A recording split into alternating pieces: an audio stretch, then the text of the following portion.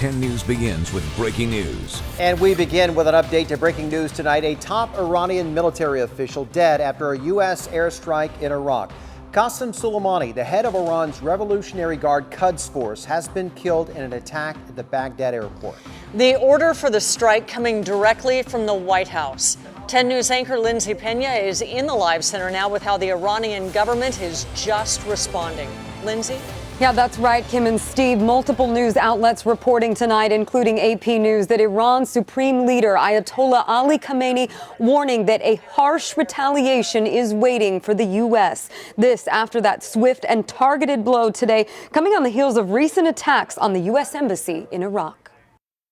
General Qasem Soleimani, the head of the Iranian Revolutionary Guard Corps Quds Force, confirmed dead after a U.S. strike at Baghdad International Airport Wednesday. This is a bad dude that we went after, and for good reason. Former Marine fighter pilot and military defense expert Ed Rush talking to 10 News tonight about exactly how the operation may have played out. Based on the profile, it was almost definitely a rocket attack by Apache helicopters.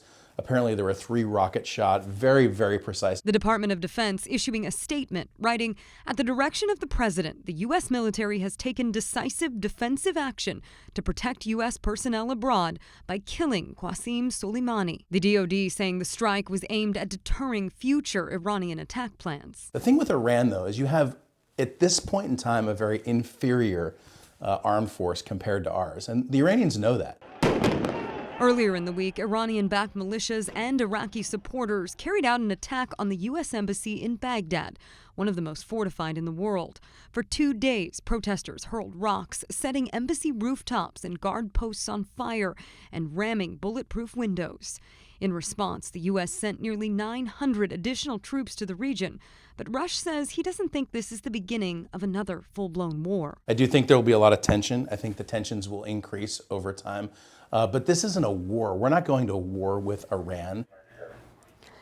Now, in addition to General Soleimani, ABC News has also confirmed that Iraqi militia commander Abu Mahdi al-Muhandis was also killed in that airstrike. We're reporting live in the Live Center. Lindsay Pena, 10 News. Lindsay, thank you. And just hours after the attack tonight, President Trump responded on Twitter with just a picture of the American flag. After the attack on the U.S. embassy earlier this week, the president was asked if he wanted to go to war with Iran. Do I want to? No. I want to have peace. I like peace. And Iran should want peace more than anybody. As Lindsay mentioned, tensions escalated further tonight after the U.S. air raid. We sent an alert right after we learned of the rocket attack on our 10 News mobile app. There's a free version available in the App Store. Just search 10 News. We have breaking news now out of Hamul. A woman is dead tonight after being hit by a van right in front of the Hamul casino. Our 10 News breaking news tracker was there. It's right off Highway 94. The call came in about 9:30 tonight. CAL FIRE confirmed the woman died at the scene.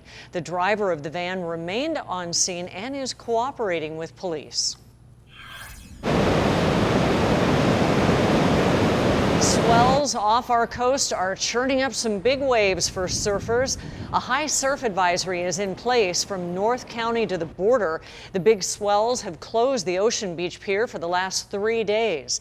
And the pier was closed for months last January after storms caused damage. Officials will be headed out there tomorrow morning to determine if they can reopen the pier for the weekend. Pretty sight, but dangerous. That high surf advisory is expected to last through Saturday. Angelica Campos joins us now with a look at what's to come. Well, getting ready for more big swells. High tide tomorrow will be at 4 o'clock in the afternoon, so that's when we expect the highest waves. Right now, averaging between 3 and 5 feet, and we could expect to see some sets as high as 8 or even 9 feet for tomorrow. Our high surf advisory will be in effect until 4 o'clock in the morning Saturday, and then the waves will start to lower as we head into the weekend, but we could start to see some fog right after that advisory expires. Thank you, Angelica. It was our final day with our mother. Our family was there, and we didn't want to sour it by having to file a police report. A hateful message was left outside a family's home. It was carved into their fence the night before their mother was deported. 10 News reporter Anthony Pura is live in National City, and family members say they are still hoping their mother can somehow come back. Anthony. Well, her children still reaching out to lawmakers, hoping that something can be done. They say they are more focused on that instead of the message left on their fence.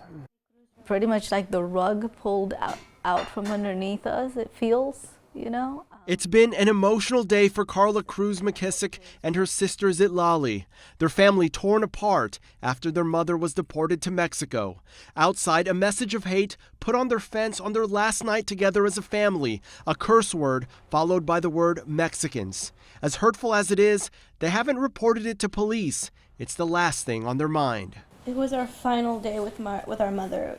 Our family was there, and we didn't want to sour it by having to file a police report. Their mother, Rocio Gomez, held on to hope till the end, rallying with family and supporters in front of the federal building Thursday, hoping someone would overturn the decision. We are grateful for all the support because there's a lot of good people out there. We've got lots of support. But that support wasn't enough. Gomez, who has been living in the U.S. for more than 30 years, had come to the country illegally. Her family says they tried to fix her status several times with no luck. An ICE spokesperson says Gomez was deported to Mexico in 2009, but later re-entered, a felony under federal law. She was apprehended in 2018. Her son Gibram Cruz is in the Army. He traveled to be with his mother before being deported. According to U.S. Citizenship and Immigration Services, family members of active duty members are eligible for deferred action, but that wasn't the case this time. Carla says their mother was deported so quickly they didn't even have time to say goodbye. Carla traveled across the border to give her mother her belongings. By the time we realized that she was already on the other side, all she had was her phone. She didn't have anything planned because she had the hope that something was going to happen. For now, their mother will be staying with relatives in Tijuana. They've exhausted all options unless something changes with immigration policy. All we can hope is for administrative change. And we did reach out to an immigration attorney. If this message does become a hate crime investigation, victims can apply for something called a U visa, but she says that is a bit of a long shot. There's also a backlog for several years. We're reporting live tonight. Anthony Pura, 10 News. Anthony, thank you. The Catholic Church is about to face hundreds of new lawsuits. The molestations were brutal. They were violent. Everything you could possibly think of a rape happened to me by this man. Edward Ortega says he was sexually abused about 60 years ago. He is one of 4 men now coming forward to say that they were abused by priests in San Diego County when they were kids. These men are able to come forward now because of a new law that expands the statute of limitations for victims of childhood sexual assault. Now they have a chance to be heard and to hold this diocese accountable. The Diocese of San Diego tells us that 5 to 6 men who were known predators have all passed away. The acting U.S. ambassador to Ukraine stepped down after 6 months on the job. This is Bill Taylor arriving at Dulles International Airport in Virginia tonight. In a farewell message, Taylor stressed the United States' support for Ukraine and voiced optimism about the country. Taylor did not mention the Trump impeachment inquiry in which he was a key witness. Taylor's departure comes ahead of a now postponed Ukraine visit by Secretary of State Mike Pompeo. Popular flavors of e-cigarettes, they will soon be coming off of store shelves nationwide. The Trump administration announced today that it is banning the sale of fruit, candy, mint, and dessert-flavored cartridges. The ban does not include menthol and tobacco flavors. President Trump says the move is an attempt to stem the rise in teen vaping while protecting small business. We have to protect the children, we have to protect the families. At the same time, we have a very big industry. It's become a very big industry. We're going to take care of the industry. The CDC now reports more than 2,500 cases of lung illnesses linked to vaping and 55 deaths. A year after California enacted a law banning the sale of puppies in stores, 2 of the remaining shops finally closed. In February, 10 News uncovered how the stores were using a loophole in the law. 10 News reporter Matt Boone has been following the developments. He has the latest on how the courts have gotten involved. Inside the Plaza Bonita Mall in National City, the Puppy Patch has shuttered its doors. Up in Escondido at the North County Fair Mall, Bark Avenue has closed down as well. Both stores had been selling mostly young, purebred or designer puppies, despite a law in California that went into effect last January, restricting stores from selling cats, dogs, or rabbits from breeders. It always takes on-the-ground pressure from activists, protesters. It often takes private enforcement through lawsuits. Brian Peace is an attorney working with animal rights group Not One Animal Harmed. He filed a restraining order against Bark Avenue and Westfield Mall in December, which was granted by a judge. This is a temporary restraining order.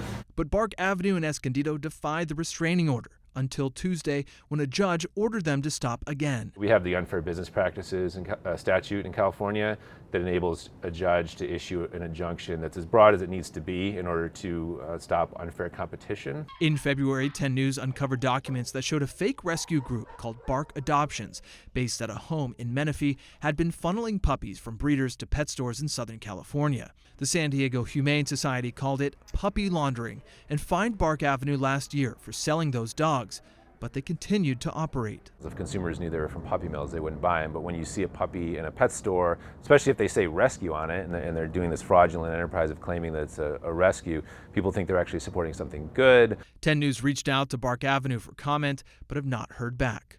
Matt Boone, 10 News. As for the dogs, the San Diego Humane Society said they did not make any seizures. Any unsold dogs were kept by the store owners.